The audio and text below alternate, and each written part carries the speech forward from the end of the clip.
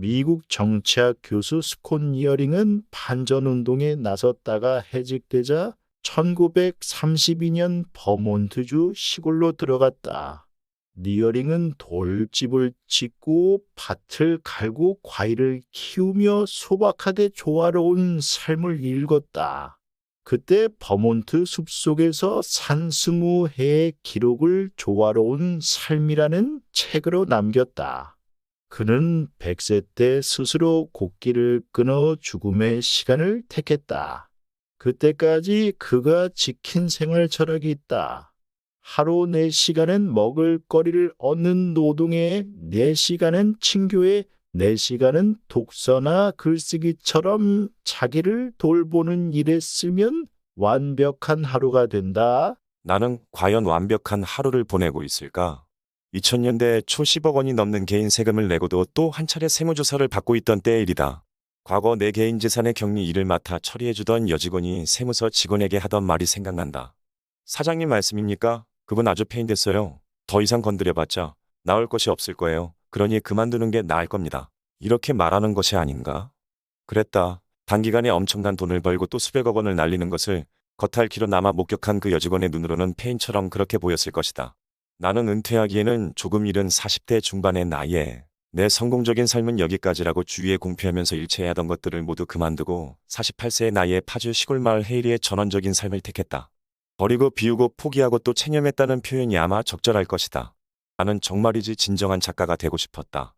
그렇게 될 수만 있다면 은퇴하고 시골로 내려가 사는 것쯤은 아무것도 아니었다. 하지만 생계를 위해 일할 필요가 없는 경제적 자유가 내게는 색다른 의미로 다가왔다. 그것은 작가에게 필요한 최소한의 헝글이 정신도 빼앗아갔다. 배부른 돼지 중에 철학자가 그렇게도 드물다는 이유를 알 것 같았다.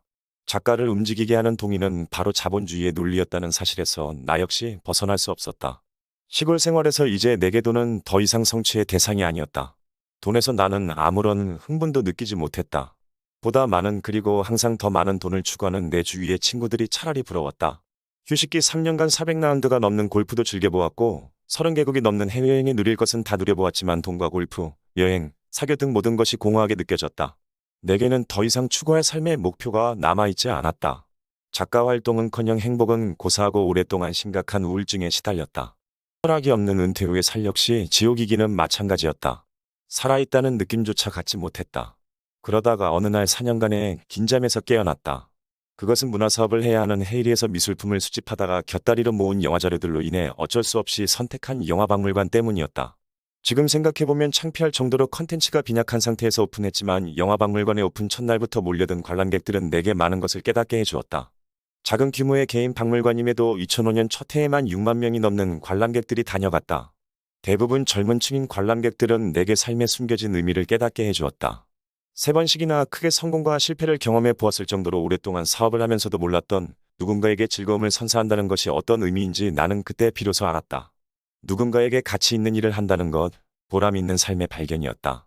내 인생의 제2막은 그렇게 열렸다. 나는 이제 삶의 보람을 추구하는 방법을 안다. 나는 마을 사람들과 잡담도 나누고 함께하는 삶을 배운다. 낮에는 다양한 공부를 하며 시간을 보낸다. 헤이리 트리 같은 뮤지엄을 운영하면서 뒷산의 정원을 손질하는 것도 큰 즐거움이다. 진돗개와 산책도 즐기며 말하는 앵무새와 사랑의 대화도 나눈다.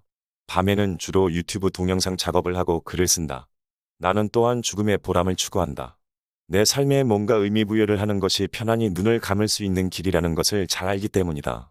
나는 내 글이나 페북에 힘이 되는 좋은 글 그룹과 네이버 밴드 혹은 세미나를 통하여 만나는 모든 사람들에게 가능한 한 자리 주려고 노력한다. 나는 내가 겪어야 했던 수많은 실패와 역경을 통해 터득한 가치들을 최대한 많이 전해주려 노력한다. 나는 의미 있는 삶에는 4가지 꼭지점이 있다고 믿는다. 1. 사랑, 공동체와 그리고 진리다. 나는 진리를 추구한다. 단순히 그 말의 뜻 이상이다. 나는 의미 있는 삶을 선택한 대가로 속물 세상에서 여전히 써먹을 수 있는 고단자로서의 내 능력과 모든 가능성을 포기했다. 욕망의 한계를 긋는다는 것이 결코 쉬운 일은 아니다. 그런 결정을 내리기까지는 물론 내 집사람 소유의 박물관에서 나오는 수입만으로 충분히 경제적 자유를 누리며 살아갈 수 있다는 사실이 밑받침이 되었다는 것은 부인할 수 없다. 그러나 내 집사람이 운영하는 박물관 살림과 용돈만 벌면 만사형통인 내 주머니는 다르다. 물론 아직도 가치 있는 삶에 천착하는 내 집사람과 속물들의 세상을 떠나 의미 있는 삶을 추구하는 나는 서로 철학도 다르다. 그리고 나는 무림의 고수가 전성기에 무림에서 쫓겨나지 않고 스스로 떠나서 사는 경우를 단 한 번도 알지 못한다. 그런 사람이 있으면 내게 데려와 보라. 나는 그가 여전히 부와 권력에 대한 열망으로 가득 차 있음을 입증해 보일 수 있다. 나는 예전에 비해서 또 내 부자 친구들에 비해서 정말 가난하게 산다. 제발 가난뱅이의 편협한 시각으로 누릴 것 다 누린 자의 이야기라고 곡해하지는 마라. 서울에 나가는 일도 거의 없다. 쇼펜하우어의 조언대로 현자로 살기 위해서 나는 기꺼이 외로움을 택했다. 내 기억에 20살이 되고 나서 이렇게 적은 돈으로 살아본 적은 없었다. 그렇지만 버리고 비우는 지혜를 깨닫게 되면서 더 적은 돈으로 더 큰 풍요로움과 행복을 느끼며 살고 있다. 나는 앞으로 전진하고 더 많이 쓰는 것으로는 행복을 발견하지 못했다. 거꾸로 후퇴하고 더 적게 쓰면서 나는 비로소 행복을 발견했다. 최소한의 것으로 풍요롭게 사는 것이 정말 용기 있는 행동이고 지혜라는 것도 깨달았다. 그렇게 생각을 바꾸니 안 빛낙도 따로 없다. 나는 지상에서 가장 아름다운 마을이라는 예술마을 헤이리에서 무욕의 신선처럼 산다. 철학자처럼 삼보하고 사색하고 일하고 독서하면서 글을 쓴다. 법정 스님의 잠언을 이해할 수준은 못 되지만 스콘 이어링이 말하는 완벽한 하루는 즐길 줄 안다. 법정 스님의 내 자신이 부끄러울 때 내 자신이 몹시 초라하고 부끄럽게 느껴질 때가 있다. 내가 가진 것보다 더 많은 것을 갖고 있는 사람 앞에 섰을 때는 결코 아니다. 나보다 훨씬 적게 가졌어도 그 단순과 간소함 속에서 삶의 기쁨과 순수성을 잃지 않는 사람 앞에 섰을 때이다. 그때 내 자신이 몹시 초라하고 가난하게 되돌아 보인다. 내가 가진 것보다 더 많은 것을 갖고 있는 사람 앞에 섰을 때 나는 기가 죽지 않는다. 내가 기가 죽을 때는, 내 자신이 가난함을 느낄 때는 나보다 훨씬 적게 갖고 있으면서도 그 단순과 간소함 속에서 여전히 당당함을 잃지 않는 그런 사람을 만났을 때이다.